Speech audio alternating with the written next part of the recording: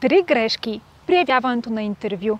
Имаш 30 минути да впечатлиш, но направиш ли някои от тези три грешки, интервюто е приключило преди да е почнало. Грешка номер 1. Разказваш целия си живот.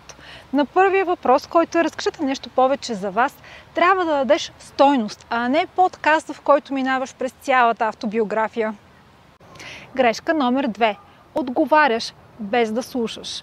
Интервюиращия още говори, а ти мислиш какво ще почнеш да говориш. Точки се печелят с активно слушане. Грешка номер 3. Подценяваш последния въпрос. Защо да изберем вас? Тук не е момента за скромност. Тук трябва да покажеш твоите качества и как те директно се свързват с позицията, за която кандидатстваш. Искаш да минеш интервюто като професионалист? Не само да участваш, а да бъдеш избран за мечтаната работа. Тогава запиши се в линка за безплатен 5-минутен разговор с нас.